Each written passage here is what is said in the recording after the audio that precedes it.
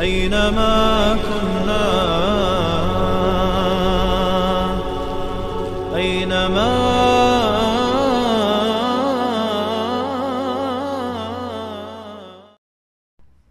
الحمد لله والصلاة والسلام على رسول الله وعلى آله وأصحابه أجمعين، أما بعد. أعوذ بالله من الشيطان الرجيم. بسم الله الرحمن الرحيم. أرأيت الذي يكذب بالدين فذلك الذي يدع اليتيم ولا يحض على طعام المسكين فويل للمصلين الذين هم عن صلاتهم ساهون الذين هم يراءون ويمنعون الماعون. تفسیر نهم سوره الماعون. گفته شده این سوره درباره العاص ابن وائل سهمی یا ولید ابن مغیره یا منافق دیگری نازل شده است. ترجمه لفظی سوره: بسم الله الرحمن الرحیم. ارأیت الذی یکذب بالدین، آیا دیدی شخصی را که یکذب بالدین، تکذیب میکند به روز جزا؟ الله تعالی خطاب به پیامبرش میفرماید آیا دیدی شخصی را که به روز جزا، روز حساب و کتاب، روز قیامت به او تکذیب میکند؟ یا مراد از دین اینجا احکام شریعت، یعنی تکذیب میکند به احکام شریعت، ایمان نداره، باور نداره که شریعت از جانب پروردگار بوده باشه یا اینکه شریعت کدام اهمیت و خصوصیتی داشته باشه، به این ایمان ندارد، تکذیب میکند. فذلك الذي يدع الیتیم، پس آن شخصی که تکذیب میکند به روز جزا، کسی است که یتیم را به سختی از خود میراند و از حقش محروم میسازد. یعنی شخصی است که مال یتیم نزدش امانت است، یکی از اقربا مثلا مال یتیم نزدش امانت است و یتیم وقتی که میآید مطالبه مال میکند، ای در دل اراده دادن مال یتیم را نداره، پس یتیم را با سختی و اهانت از نزد خود میرانه و او را از حقش محروم میسازد. یا شخصی زندگیدار صاحب سرمایه است که الله براش زندگی داده، مال داده، یتیم و بیچاره و فقیری نزدش میآید، از مال ازی خیرات طلب میکنه، پس این شخص این یتیم بیچاره را از حقی که الله در این مال برای از اینا سهم گذاشته از او محروم میسازد. و فی اموالهم حق للسائل والمحروم، و بسیار به سختی و به اهانت حرفهای زشت از نزد خود میراند. ولا يحض على طعام المسکین، ای که خودش از این خیر محروم است، دیگرها را برشان انفاق نمیکنه، انفاق در راه الله تعالی نداره، برای دیگرها هم سبب نمیشه که تشویق کنه کسایی که اصحاب اموال هستند، حرفی از این را میشنون، اونها را تشویق کنن که برای یتیم‌ها و مسکین‌ها و فقیرها نان بدهن یا حاجاتی که دارن، حاجاتی از اونها را برآورده بکنن. ولا يحض على طعام المسکین، و تشویق و ترغیب نمی کند بر طعام دادن مسکین دیگران را. کسانی که از دوستانش از صاحب اموال هستند حرفی از این را میشنون، اونها را هم تشویق نمی کند. انسانی است که نه خیر از خودش صادر میشه، نه سبب میشه که از دیگرها هم خیر صادر شود و این دو اجر شریک شود. فویل للمصلین، پس هلاکت باد بر نمازگزاران، یا اینکه عذاب الهی باد بر نمازگزاران، یا کنده ای از کنده های دوزخ باد بر نمازگزاران. اینجا خیلی جای تعجب است کسی که آیت بخوانه و مابعد زیره نخوانه در حقیقت یعنی شاید به گمراهی برود و مردم هم گمراه بسازد. این آیت میگه عذاب الهی باد برای نمازگزاران. و ما در حقیقت وقتی که قرآن میخوانیم آیت های بیشماری نماز یکی از اسباب وسائلی اعمال ذکر میکنه که نماز انسان را به جنت میبرد. قد افلح المؤمنون الذين هم فی صلاتهم خاشعون. پس اینجا میگه فویل للمصلی، هلاکت باد یا عذاب الهی باد برای مصلی. کدام مصلین؟ الذین هم عن صلاتهم ساهون. هر نمازگزار نی، نماز وسیله از سبب است، یکی از اعمالش که انسان رو به جنت میبره. لکن اینجا مشکل برای همون نمازگزار است، همون نمازگزاری که در نمازش خلل داره. در نمازش خلل داره. چی تو خلل داره؟ الذین هم عن صلاتهم ساهون، آنان نمازگزارانی که از نماز خود غافل هستند. از نماز خود غافل هستند. این آیت چند توجیه داره. از جمله غفلت در نماز یا سهو در نماز تأخیر از وقتش است.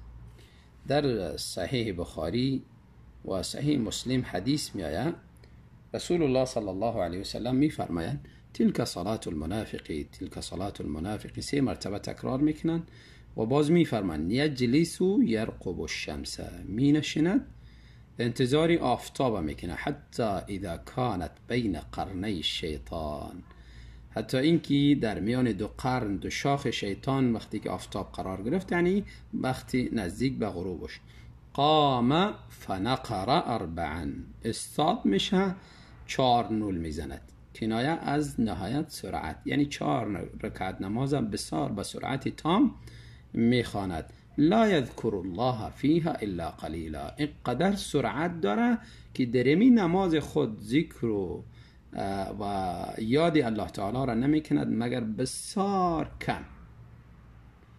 در رکوع خود تسبیح درست گفتن نمیتونه، در قیام خود قرائتی درست کردن نمیتونه، در سجده خود دعا را درست خواندن نمیتونه، در تشهد همچنان. اما تو بسیار به یک سرعت زیاد نمازه ختم میکنه که خودش هم نمیفهمه چی خوانده.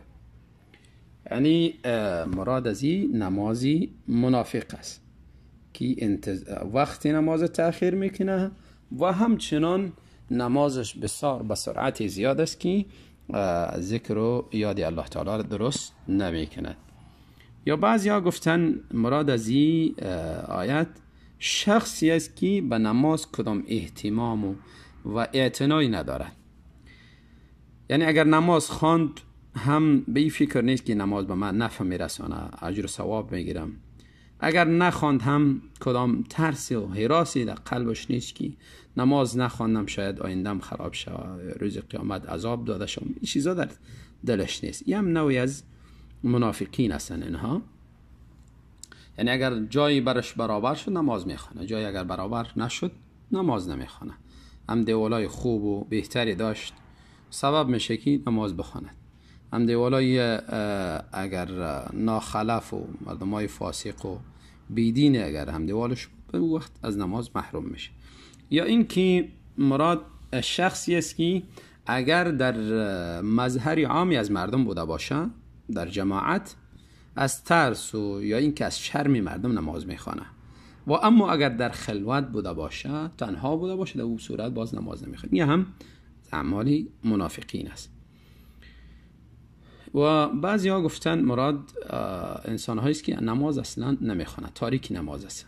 البته این توجیه کمی بعیدتر است، چون اینجا ویل بری مسلین آمده، یعنی نمازگزار هستن لکن در نمازشون خلل است.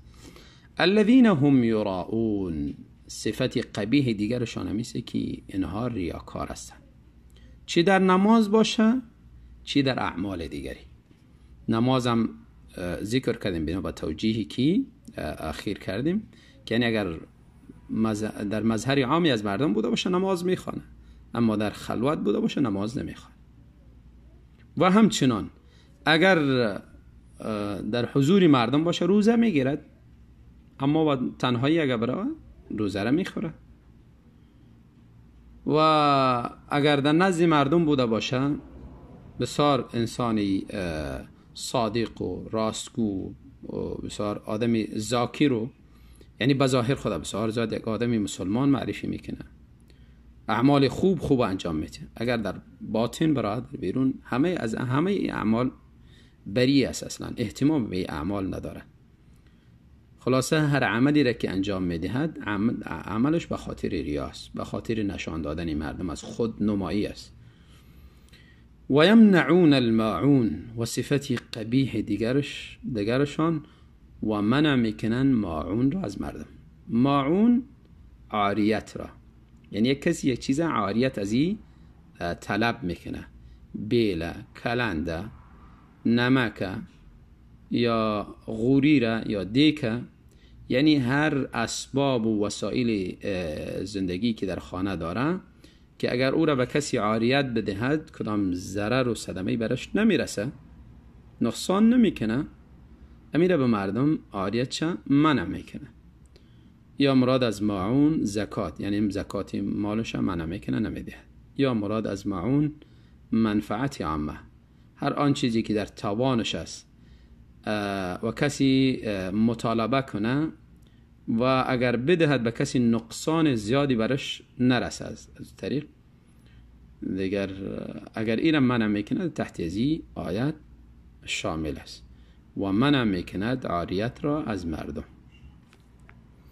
بعضی درسهای عقیدتی از این سوره گرفته میشه، از جمله اثباتی روز قیامت، روز آخرت، و همچنان اثبات مجازات در روز. رأیت الذی یکذب بالدین فذلك الذی یدعو الیتیم ولا یحض علی طعام المسکین فویل للمصلی. اینجا این سوره هم آخرت اثبات میکنه که روزی جزاست، روز حساب و کتاب است، قیامت است، و هم در اون روز مجازات کرده میشه انسانها. کسی اعمال خوبی داشته باشه اجر خوبی میگیره، کسی اعمال بدی داشته باشه نتیجه اعمال بد چه میبیند. فمن یعمل مثقال ذره خیرا یره و من یعمل مثقال ذره شرا یره. همچنان این سوره رد است بالای مرجئه غلات، کسایی که معصیت را هیچ اصلا میگن معصیت اصلا هیچ خللی در ایمان وارد نمیکنه. میگه فقط آمنا بالله بگو دیگر، یا این که اشهد ان لا اله الا الله اشهد ان محمد رسول الله، با مجرد کلمه که در اسلام داخل شدی دیگر هیچ عملی را انجام ندادی، یا این که هیچ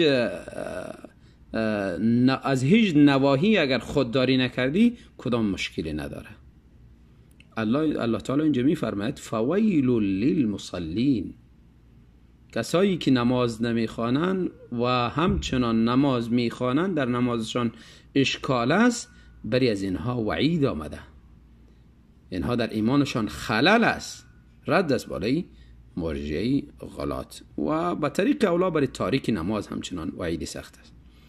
همچنان صورت اشاره میکنه به اهمیت اخلاص در عمل و خطر ریا.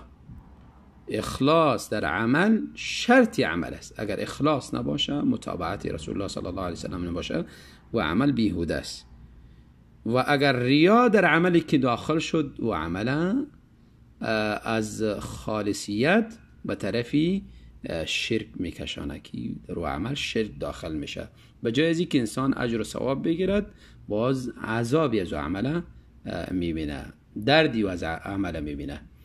در روز قیامت بسیار انسانهایی هستند که میاین اعمال بسیار زیادی را در دنیا انجام دادن، اعمال خوب به نزدشان، ولی میاین در حقیقت هباء منثورا، اعمالی که همه مانند باد واری در آسمان پراگنده میشه، از پیشش میره، هیچ اجر و ثوابی از او را نمیبیند.